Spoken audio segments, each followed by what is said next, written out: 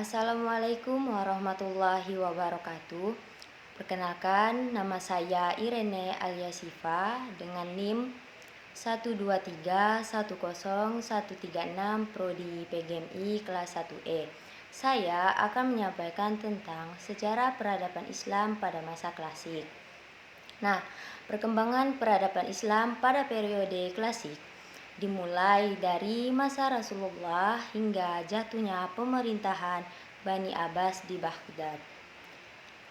Periode ini ditandai dengan upaya perintisan, perkembangan, dan kemajuan puncak. Yang pertama, peradaban Islam 650 sampai 1000 Masehi. Pada periode klasik 650 sampai 1250 Masehi, Islam mengalami dua fase penting. Satu, fase ekspansi, integritas, dan puncak kemajuan. Di fase inilah Islam disignifikan ke arah barat melalui Afrika Utara. Islam mencapai Spanyol dan ke arah timur melalui Persia. Islam sampai ke India. Dua, fase disintegrasi yang ditandai dengan perpecahan dan kemunduran politik umat Islam sehingga berpuncak pada terenggunya Baghdad oleh bala tentara Hulagu di tahun 1258. Tokohnya itu yaitu Al-Kindi. Al-Kindi ini adalah ilmuwan dan bapak filsuf Islam. Al-Kindi bernama lengkap Abu Yusuf bin Ishaq bin As-Sabaha bin Imran bin Al-Ashid bin Qais. Ia lahir di Kufa pada kisaran 801 sampai 803 Masehi.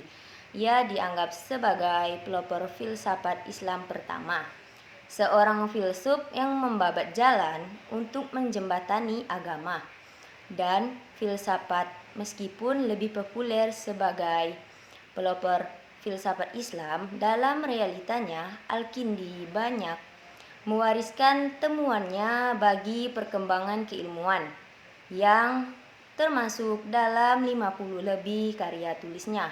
Disematkannya panggilan Al-Kindi berkaitan dengan nasab keluarganya yang berasal dari kabilah Arab Al-Kindah. Ayahnya seorang pegawai pemerintahan dinasti Abbasiyah, yaitu tepatnya pada masa kepemimpinan Khalifah Harun ar-Rasyid. Di situ ia banyak belajar di Bashrah, Baghdad, dan Kufah. Di sana ia menjadi murid dari beberapa ahli matematika dan filsafat termuka pada masanya.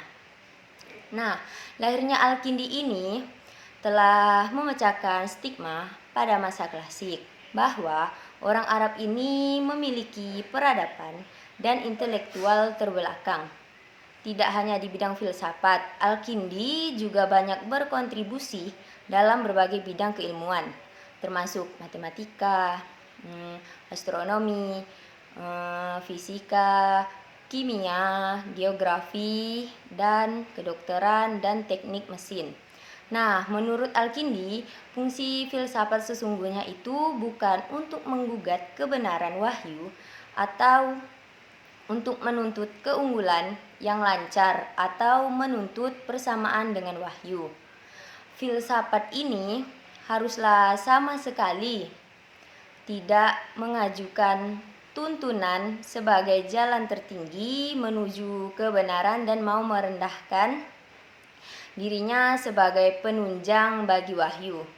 Kotanya itu adalah kota Baghdad, ibu kota Irak yang berada di provinsi Baghdad. Baghdad ini adalah kota terbesar kedua di Timur Tengah setelah Kairo. Kota Baghdad itu didirikan di tepi barat Tigris di sewaktu antara tahun 762 dan 767 oleh kekhalifahan Abbasiyah yang dipimpin oleh Khalifah Al-Mansur. Kota ini kemungkinan dibangun di sebuah perkampungan Persia. Nah, kota Baghdad ini menggantikan Ctesiphon, ibu kota kekaisaran Persia, dan Damaskus sebagai ibu kota sebuah kekaisaran Muslim yang mencakup wilayah dari Afrika Utara hingga Persia. Asal mula namanya tidak diketahui pasti. Ada yang percaya ia berasal dari bahasa Persia untuk pemberian Tuhan dan pemberian sementara yang lainnya. Yang lainnya itu yakin bahwa ia berasal dari sebuah kalimat dalam bahasa Aramaik yang berarti kandang domba. Sebuah dinding yang melingkar di sekeliling kota Baghdad ini sehingga dikenal sebagai kota bulat. Nah, di situ dikelilingi 3 tembok benteng. Kota ini terbagi jadi 4 bagian dengan 4 jalan utama dari Istana Khalifah ke arah Masjid Agung dan terus menyebar ke seluruh Irak. Kira-kira meliputi 2 mil pada tepi timur antara gerbang alun-alun Al-Mu'azzam di utara dan alun-alun Asy-Syarqi di selatan. Pada zaman modern maupun kota kuno Baghdad ini masih bisa dikenal dalam Istana Abbasiyah dari abad ke-12 atau ke-13 dalam basar-basar penuh tembaga dan emas. Nah, serta di masjid dan pemandian umum yang dibangun 4 abad kekuasaan Kerajaan Ottoman 1535 butuh rujukan dalam jangka waktu 1 generasi sejak didirikan. Baghdad telah menjadi pusat pendidikan dan perdagangan. Beberapa sumber memperkirakan ia itu hanya memiliki lebih dari 1 juta penduduk, meski yang lainnya menyatakan bahwa angka sebenarnya itu bisa jadi hanya sebagian dari jumlah tersebut. Sebagian besar penduduknya itu berasal dari seluruh Iran, terutama dari Khorasan.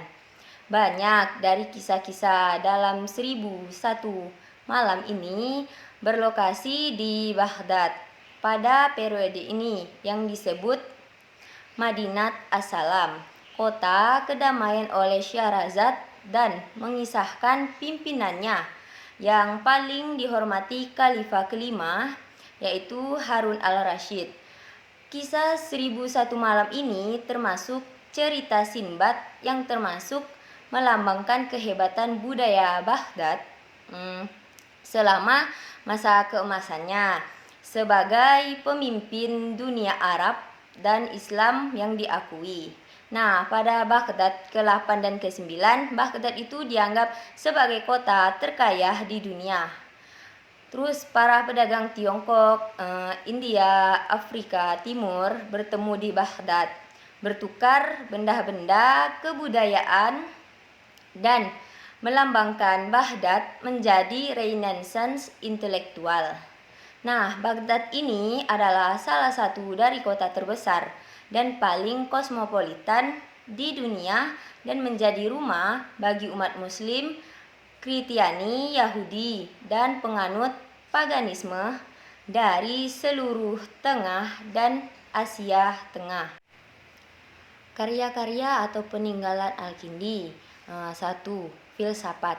Al-Kindi adalah filsafat berbangsa Arab dan filsafat Muslim pertama. Ia menghadirkan filsafat Yunani kepada kaum muslimin setelah terlebih dahulu mengislamkan pikiran-pikiran asing tersebut. Ia menerjemahkan teks-teks penting sejak didirikannya Bait al-Hikmah oleh Al-Ma'mun. Al-Kindi turut aktif dalam kegiatan penerjemahan ini. Di samping menerjemah, ia juga memperbaiki terjemahan sebelumnya. Karena keahliannya itu, ia diangkat sebagai ahli istana dan menjadi guru putra Al-Mutasim, yaitu Ahmad. Standar kosakata filosofi bahasa Arab banyak yang berasal dari Al-Kindi. Jika bukan karena dia, karena filsuf seperti Al-Farabi, Ibnu Sina, dan Al-Ghazali mungkin tidak pernah ada. Nah, yang kedua itu ada psikologi. Al-Kindi juga dikenal Piawi menguasai ilmu psikologi. Dia membagi daya jiwa menjadi 3, yaitu daya bernafsu, daya pemarah, dan daya berpikir. Nah, sebagaimana Plato ia membandingkannya, ketiga kekuatan jiwa ini dengan mengibaratkan daya berpikir sebagai sains kereta dan 2 kekuatan lainnya atau pemarah dan nafsu sebagai 2 ekor kuda yang menarik kereta tersebut. Jika akal budi itu dapat berkembang dengan baik, 2 daya jiwa lainnya dapat pula dikendalikan dengan baik pula. Nah, orang yang hidupnya dikendalikan oleh dorongan-dorongan nafsu dan amarah diibaratkan Al-Kindi seperti hewan. Sedangkan bagi mereka yang menjadikan akal budi sebagai tuannya, mereka diibaratkan sebagai raja. Yang ketiga itu matematika. Nah, dalam bidang matematika, Al-Kindi ini memainkan peran penting dalam memperkenalkan angka India ke dunia Islam dan Kristen.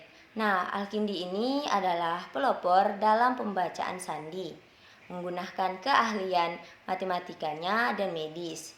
Ia itu mampu mengembangkan skala yang memungkinkan dokter untuk mengukur potensi obat mereka. Nah, Al-Kindi itu juga menulis karya pada sejumlah mata pelajaran matematika yang penting. Nah, di sini termasuklah aritmatika, geografi, angka India, harmonika angka, perkalian dengan angka, dan jumlah relatif, proporsi mengukur waktu, dan prosedur numerik. Dia juga menulis 4 volume buku tentang penggunaan angka India. Buku tersebut berjudul On the Use of the India Numerals. Nah, selanjutnya itu dia juga memberikan kontribusi besar terhadap difusi sistem penomoran India di Timur Tengah dan Barat. Selain itu, ada juga peninggalan pada masa klasik, yaitu 1, ada Candi Borobudur. Nah, Candi Borobudur ini merupakan bangunan suci berbukit sebagai peninggalan sejarah agama Buddha mazhab Mahayana. Dari prasasti tahun 842, Kasparis menyimpulkan bahwa nama lengkap monumen sejarah itu adalah Bumi Sambara Budara, yang berarti Gunung Himpunan Kebijakan 10 Tingkatan Bodhisattva. Nah, dengan arsiteknya yaitu Buddha Dharma. Yang kedua ini ada Candi Cangkuang. Nah, Candi Cangkuang ini ditemukan oleh tim sejarah Leles sekitar tanggal 9 Desember 1966.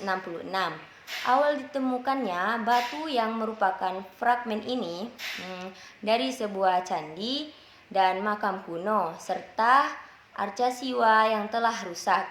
Selain itu, ditemukan pula peninggalan kehidupan dari zaman prasejarah, yaitu berupa alat dan batu. Nah, pecahan-pecahan tembikar yang menunjukkan adanya kehidupan pada zaman Neolitikum dan batu-batu besar yang merupakan peninggalan dari kebudayaan Megalitikum.